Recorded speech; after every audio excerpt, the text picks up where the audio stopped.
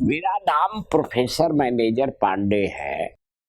मैं जवाहरलाल नेहरू विश्वविद्यालय के भारतीय भाषा केंद्र में हिंदी का प्रोफेसर और अध्यक्ष भी था।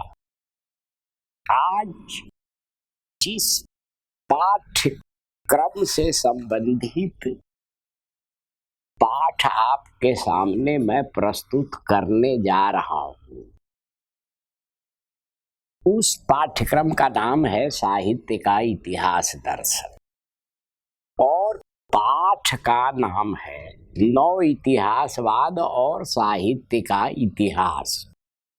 इसको पढ़ने या सुनने के बाद आपको पहली बात यह मालूम होगी कि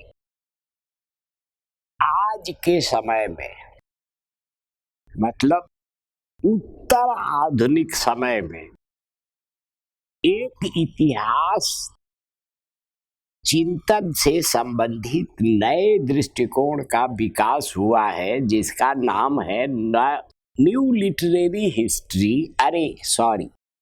न्यू हिस्टोरिसिज्म या नव इतिहासवाद।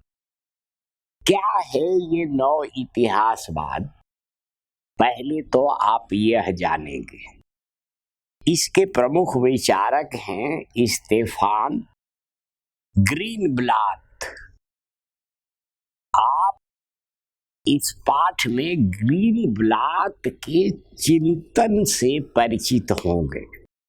दूसरी बात यह है कि उन्होंने विशेष रूप से अंग्रेजी साहित्य और उसके इतिहास पर अध्ययन और लेखन का काम किया है, उससे भी आप परिचित होंगे। तीसरी बात ये है कि इस नव इतिहासवाद का दृष्टिकोण क्या है, इससे भी आप परिचित होंगे।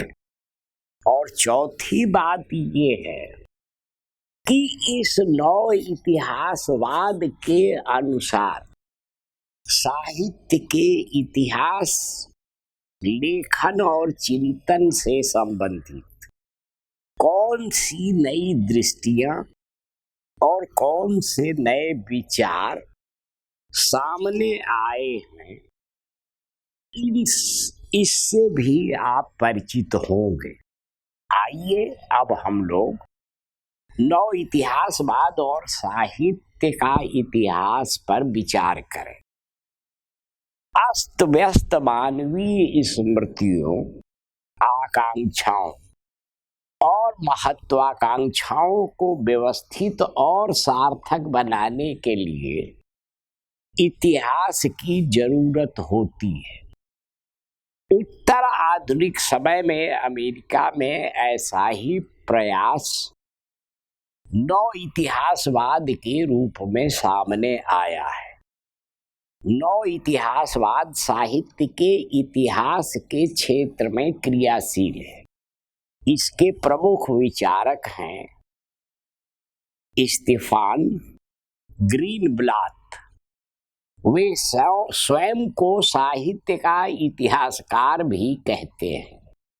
नव इतिहासवाद में जीवन की मीमांसा होती है, उसके सांस्कृतिक, ऐतिहासिक और सामाजिक संदर्भों की व्याख्या भी की जाती है। एक प्रकार से किसी भी रचना को कालजीवी और कालजयी होने की प्रक्रिया की, किसी भी रचना की कालजीवी और कालजयी होने की प्रक्रिया की इसमें पहचान की जाती। इसमें पाठवाद की प्रधानता है। नव इतिहासवाद में मार्क्सवाद के स्वदेशितावाद से दूरी, समग्रता की धारणा का विरोध और बृहद आख्यान के बदले उपाख्यानों को महत्व दिया जाता है। ग्रीनब्लाट की प्रमुख पुस्तकें हैं रिनेसांस, सेल्फ फैशनिंग, दूसरी है फ्रॉम मोर टू शेक्सपियर। तीसरी है Shakespeare negotiations, the circulation of social energy in renaissance England. चौथी है learning to curse, essays in modern culture. पांचवी है मार्वेलस पॉजेशंस। नौ इतिहासवाद राजनीतिक प्रतिबद्धता को महत्व नहीं देता। ग्रीनब्लाट ने लिखा है कि पुनर्जागरण के पाठों में प्रतिरोध या विद्रोह के तत्व हैं जो सतह पर उन पाठों के विमर्श की विचारधारा में हस्तक्षेप करते हैं और साथ ही वे उस विमर्श को सहज बनाने की कोशिश करते हैं, क्योंकि वर्चस्वशाली विचारधारा हस्तक्षेप को नियंत्रित करना चाहती। यह दृष्टि उस पुरानी ऐतिहासिक आलोचना से अलग है जो सामाजिक परिवर्तनों को, यह दृष्टि मतलब नव इतिहासवाद की दृष्टि उस पुरानी ऐतिहासिक आलोचना से अलग है जो सामाजिक परिवर्तन को महत्व देती है। लेकिन ग्रीनब्लाट कहते हैं कि हमारी पद्धति परोक्ष रूप से परिवर्तन को बढ़ावा देती है, क्योंकि वह उस वर्चस्वशाली विचारधारा के काम करने की प्रक्रिया का विश्लेषण करती है। इस प्रकार हमारी आलोचना पद्धति पाठकों को अपने समकालीन सांस्कृतिक परिस्थितियों को समझने और बदलने में मदद करती है। ग्रीनब्लाट अपने लेखन में मुख्यतया व्याख्या पर जोर देते हैं और व्याख्या की दृष्टियों का विवेचन करते हैं। वे सारवाद को अस्वीकार करते हैं और कहते हैं कि अर्थ की सांस्कृतिक व्यवस्था विशेष प्रकार के व्यक्तियों का निर्माण करती है। इस प्रक्रिया में वह अमूर्त संभावनाओं से ऐतिहासिक मूर्तताओं को खोज निकालती है। उनके अनुसार साहित्य के 3 परस्पर संबद्ध कार्य हैं। एक तो लेखक के व्यवहार की अभिव्यक्ति की खोज, दूसरे उन संकेतों की खोज जिनसे व्यवहार बनते हैं, तीसरे उन संकेतों पर विचार की प्रक्रिया। ग्रीनब्लाट इस प्रक्रिया से अधिक सांस्कृतिक और मानव वंश शास्त्रीय आलोचना का विकास करना चाहते हैं। मानव वंश शास्त्रीय मतलब एंथ्रोपोलॉजिकल। उस आलोचना का यह भी काम है कि वह व्याख्या के रूप में अपने स्वरूप को पहचानती है और साहित्य को संकेतों की व्यवस्था के अंग के रूप में स्वीकार करती है। उनका लक्ष्य उन्हीं के शब्दों में संस्कृति का काव्य शास्त्र निर्मित करना है। वे यह भी कहते हैं कि साहित्यिक कृतियों की भाषा हमेशा सामाजिक सार्थकताओं में निहित होती है। हमारी व्याख्या का लक्ष्य इस बात की पहचान और साथ में ही कृति की दुनिया में सामाजिक की उपस्थिति की जांच परख और समाज में कृति की उपस्थिति की परीक्षा है। बाद के दिनों में ग्रीनब्लाट ने लिखा है कि संवाद के माध्यम से कृतियां पैदा होती हैं। वे कहते हैं कि कलाकृतियां ऐसे सर्जकों और समाजों की संस्थाओं और व्यवहारों के बीच संवाद पैदा करती है। इसलिए आलोचना पाठ की स्वायत्तता और यथार्थवादी सिद्धांत को अस्वीकार करना चाहती है और कला के यथार्थवादी दृष्टिकोण को भी अस्वीकार करना चाहती है। बदले में व्याख्या का ऐसा प्रारूप तैयार करना चाहती है जो वस्तुओं और विमर्शों के अनिश्चित व्यवहार की व्याख्या कर सके। इसीलिए समकालीन सिद्धांत को व्याख्या के बाहर नहीं बल्कि संवाद और विवेक के बीच में रहना चाहिए। वे यह भी लिखते हैं कि अगर सांस्कृतिक काव्य शास्त्र अपने व्याख्याकारी हैसियत के बारे में सचेत है तो उसे अपनी ऐतिहासिक स्थिति के बदले व्याख्या की संस्कृति में प्रवेश करना चाहिए। ग्रीनब्लाट की आलोचना में गाडामेर और हाबरमास के प्रभाव मौजूद हैं। उनकी आलोचना पर 20वीं सदी के सांस्कृतिक सिद्धांत का क्लिफोर्ड गिर्च और फूको का प्रभाव है। ग्रीनब्लाट संस्कृति को शक्ति के संदर्भ में देखते हैं। वे कहते हैं कि शक्ति विशेष संस्थाओं में केंद्रित होती है और अर्थों की विचारधारात्मक संरचनाओं में भी मौजूद रहती है। साथ ही वह अभिव्यक्ति के रूपों और आख्यान के ढांचों में भी होती है। मिशेल फूको ने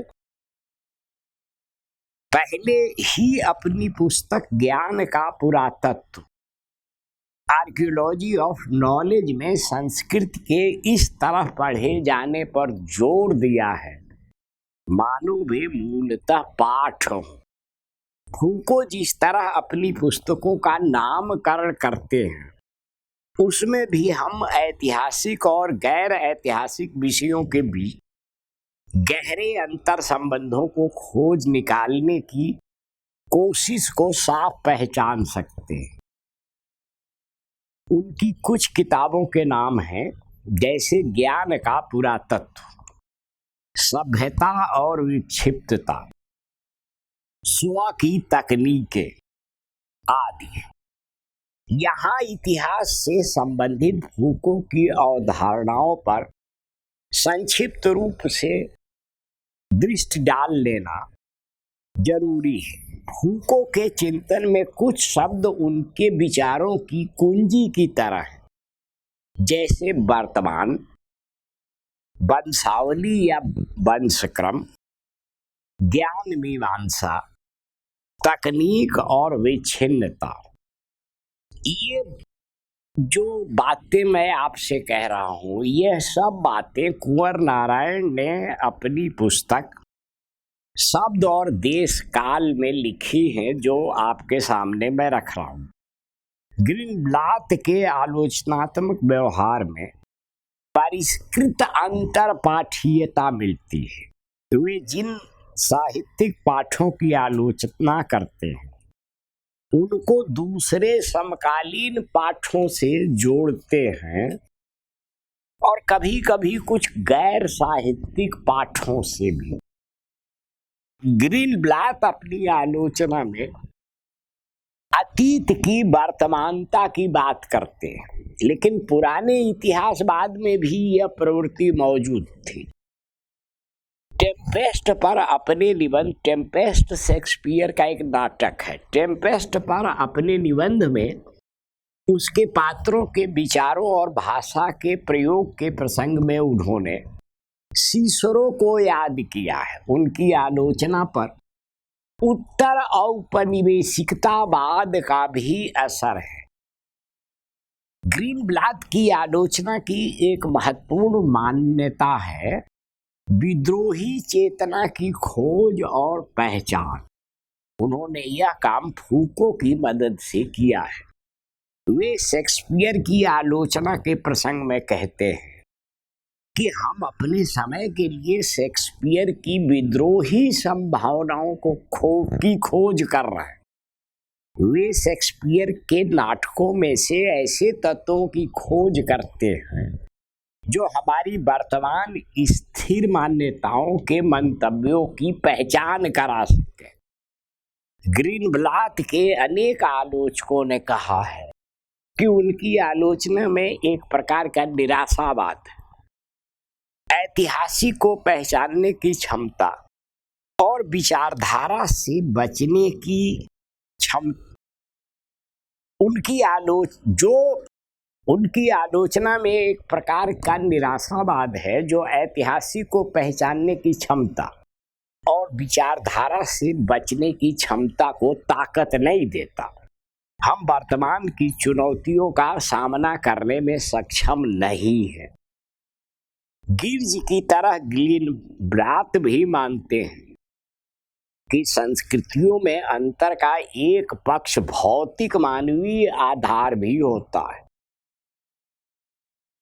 अपनी पुस्तक लर्निंग टू कर्स, ये ग्लीनब्लाट की पुस्तक है जिसका उल्लेख मैं पहले कर चुका हूँ, के अंतिम अध्याय में उन्होंने लिखा है कि नव इतिहासवाद को कला में मौजूद प्रतिध्वनि और आश्चर्य के बारे में भी सजग रहना चाहिए। यही नहीं, कला में अपनी सीमाओं के बाहर जो पहुंचने की क्षमता होती है उसी में उसकी विशिष्टता होती है और हम उस पर आश्चर्य करते हैं।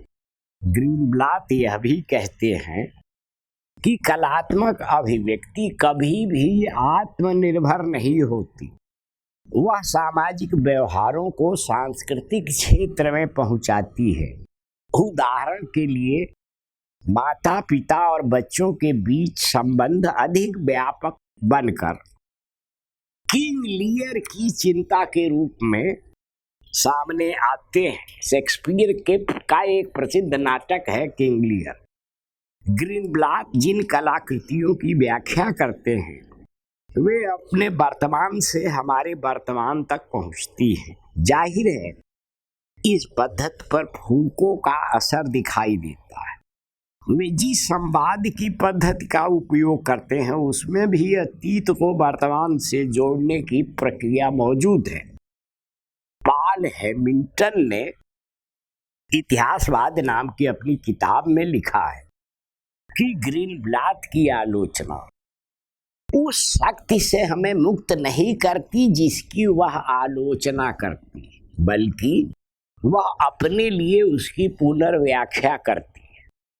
पॉल हैमिल्टन ने यह भी लिखा है कि वस्तुपरकता से परहेज के कारण नव इतिहासवाद में राजनीतिक सक्रियता के लिए कोई जगह नहीं है। ग्लीनब्लाट पर उत्तराधुनिकतावाद का भी असर है क्योंकि उनके यहाँ इतिहास और कुछ नहीं बल्कि खुद को शक्तिशाली बनाए रखने के लिए कथाएं कहने की और उनकी आलोचना करने की प्रवृत्ति है। ग्लीनब्लाट ने यह भी लिखा है कि नव इतिहासवाद में कुछ समस्याएं भी हैं। उसमें ईमानदारी से भरी निराशा, renaissance self fashioning from More to Shakespeare के आखिरी हिस्से में यह बात कही गई है कि मैं इस भ्रम को बनाए रखना चाहता हूं कि मैं अपनी अस्मिता का निर्माता स्वयं, जिसमें एक तरह से उस व्यवस्था की आलोचना करने से बचना भी है जो हमें स्वतंत्रता नहीं देती। पॉल हैमिल्टन ने लिखा है कि आत्मकथा की तरह यह इतिहासवाद और चीजों के साथ साथ चेतना की आत्मवंचना को भी भौतिक साक्ष्य के रूप में प्रस्तुत करती है। यह संभव है कि कोई नया इतिहासवादी शेक्सपियर को पुराणपंथी मानता है और साथ ही अपने बिंबों, चरित्रों और कथानक के माध्यम से उन्हें पुराणपंथी विचारधारा के बाहर निकालने की बात करे। नया इतिहासवाद इतिहास को कथाओं का युद्ध स्थल समझता है। हेडन व्हाइट, ये बहुत प्रसिद्ध इतिहास विचारक हैं, उन्होंने लिखा है कि नव इतिहासवाद की पद्धति किसी भी ऐतिहासिक आख्यान को अभिलेखागार के बाहर आपस में युद्ध करने के लिए आमंत्रित करती है। इस युद्ध में विजेता वह है जिसकी बात ऐतिहासिक संघर्ष में स्वीकार की जाती है। यह एक तरह से गाडामेर की पद्धति को स्वीकार करना होगा नव इतिहासवाद सत्ता को केवल कथाओं का खेल बना देता है। नव इतिहासवाद की पद्धति में विकेंद्रीकरण विनियमन बनता दिखाई देता है। यद्यपि ग्रीनब्लैट ने साहित्य का कोई इतिहास नहीं लिखा है, लेकिन उनका साहित्य के इतिहास के बारे में एक लेख छपा है जिसका शीर्षक है व्हाट इज लिटरेरी हिस्ट्री, बल्कि ठीक शीर्षक है what is history of literature. यह लेख क्रिटिकल इंक्वायरी के 1997 के अंक में छपा था। इस लेख में उन्होंने आरंभ में यह स्थापना की है कि मैथ्यू आर्नोल्ड ने राष्ट्रीय संदर्भ में साहित्य के इतिहास की धारणा पर आपत्ति की थी।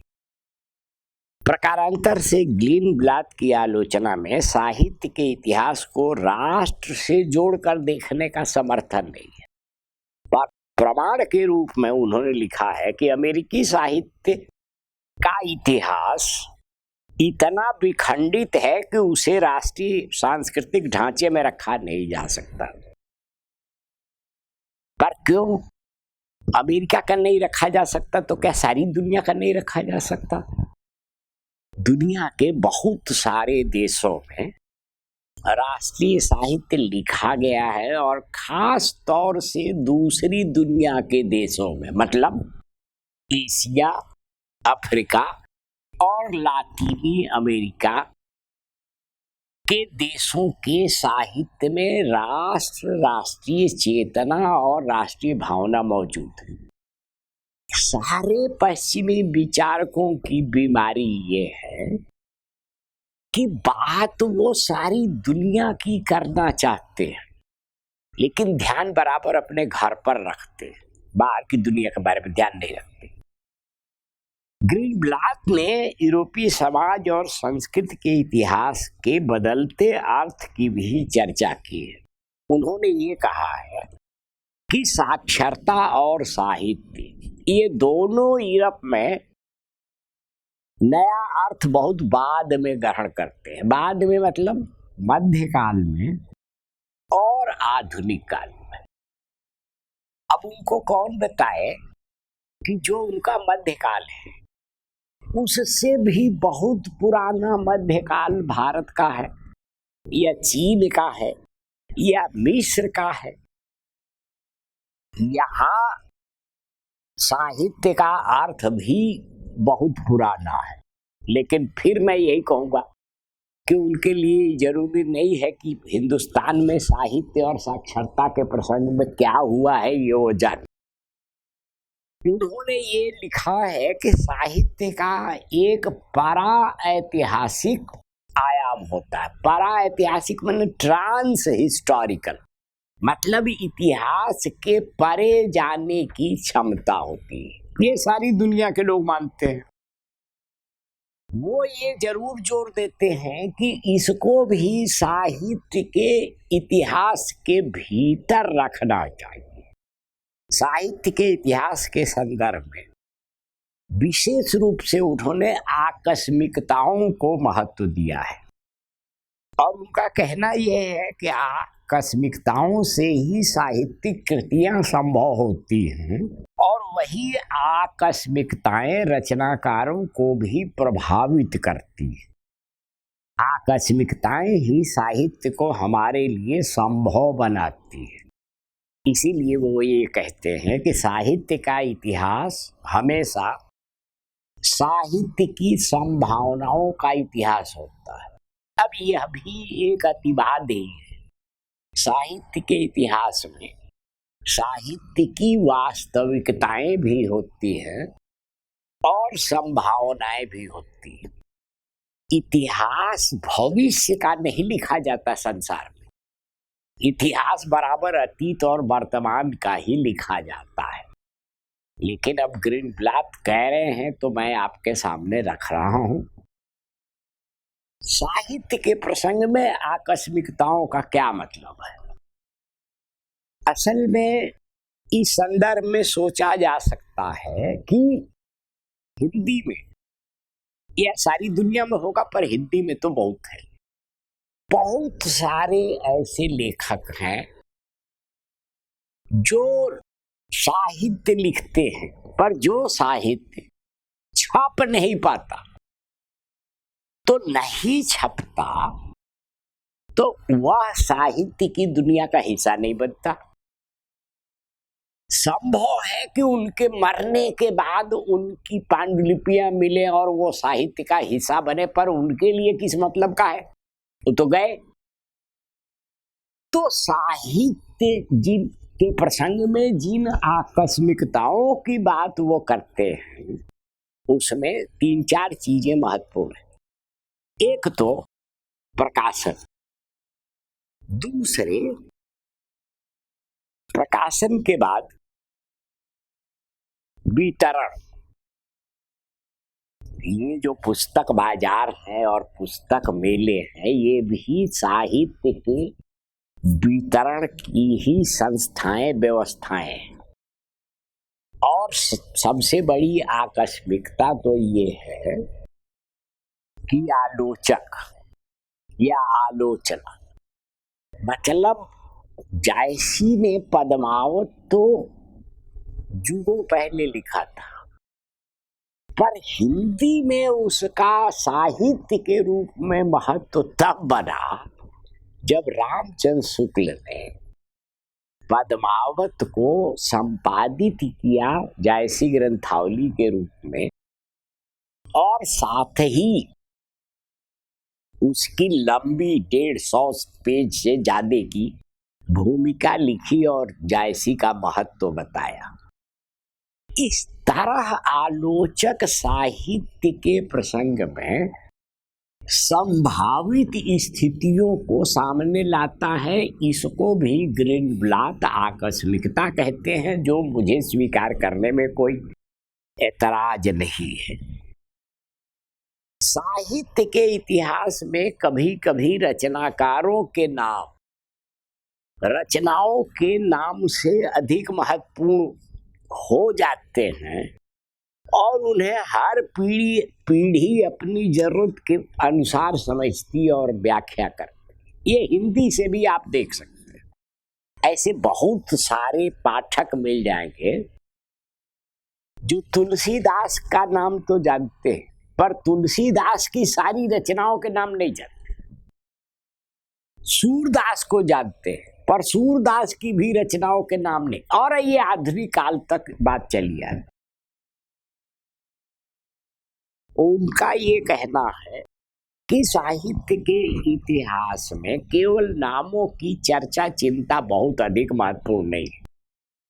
बाद में ग्रीनब्लाट ने अभी इंग्लैंड के प्रसिद्ध विचारक फ्रांसिस बेकन के साहित्य के इतिहास संबंधी विचारों का सारांश बहुत लंबा प्रस्तुत किया है। मैं उसको दोहराने के बदले श्रोताओं या पाठकों से ये निवेदन करूंगा कि अगर ग्रीनब्लाट का यह निबंध what is history of literature मिल जाए तो उसको स्वयं पढ़े और जाने। बेकन ने साहित्य के इतिहास के बारे में कई महत्वपूर्ण बातें कही हैं, जिनका सारांश इस भाषण में तो नहीं, पर पाठ में आपको मिल जाएगा। ग्रीनब्लाट एक और काम करते हैं, वे साहित्य के इतिहास को अंतर विषयक ही नहीं, अंतर विषयक माने इंटरडिसिप्लिनरी ही नहीं, अंतर सांस्कृतिक भी मानते हैं। इंटरकल्चरल मतलब आप मान लीजिए हिंदी साहित्य का इतिहास लिखना चाहते हैं, तो इसमें कोई हर्ज नहीं है कि बांग्ला साहित्य के इतिहास से भी उसकी तुलना कीजिए, पर साथ ही हिंदी संस्कृति या इस हिंदी क्षेत्र की संस्कृति की बात करते हुए बांग्ला की संस्कृति या तमिल तेलुगु की संस्कृति की भी बात कर सकते हैं। उन्होंने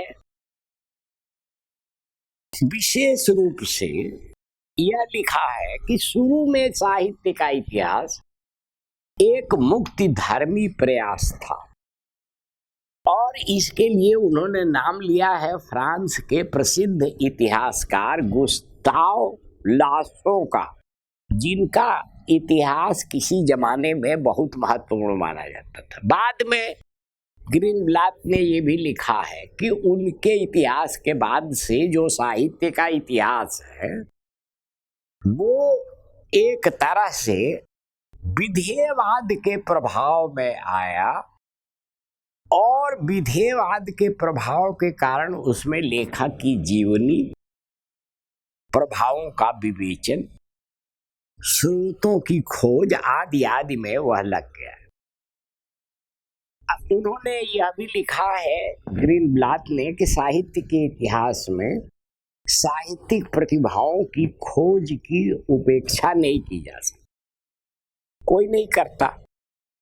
जो साहित्य का इतिहास लिखता है कोशिश करता है कि किसी न किसी तरह कुछ नए रचनाकारों को खोजा जाए, उनकी रचनाओं पर विचार किया जाए।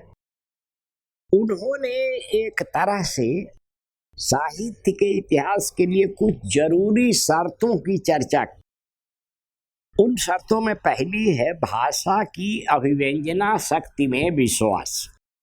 दूसरी है रचना में मौजूद कथनों में अपने समय के पार प्रभाव डालने की क्षमता और संभावना की खोज। और तीसरी है प्रतीकों, कथाओं, दृष्टांतों और सामाजिक रूप से स्वीकृत झूठ के प्रति सांस्कृतिक सहनशीलता। ये सभी शर्तें हैं जो सीमाओं का निर्माण करती हैं और तोड़ती भी। इसीलिए उन्होंने फिर दोहराया है कि मैं कह रहा हूं कि साहित्य का इतिहास साहित्य की संभावनाओं का भी इतिहास होता है। ग्रीनब्लाट का जो दृष्टिकोण है उसके अनुसार साहित्य का इतिहास जिन प्रतिबंधों का वर्णन करता है उनसे स्वयं मुक्त महसूस कर सकता है।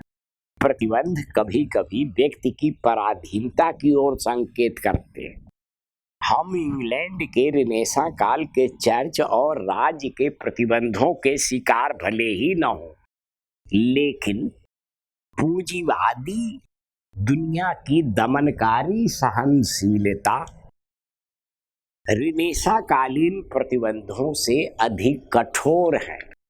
यह एक तरह से आज के समय में पूंजीवाद प्रकारांतर से जैसे प्रतिबंध लगाता है। प्रकारांतर से का मतलब ये है कि वह जिन चीजों को पसंद नहीं करता, जिन विचारों को, जिन भावनाओं को, जिन दृष्टियों को, उससे संबंधित साहित्य की रचनाओं को भी पसंद नहीं करता और उनको कोई महत्व नहीं देता। यही इनका आशय है।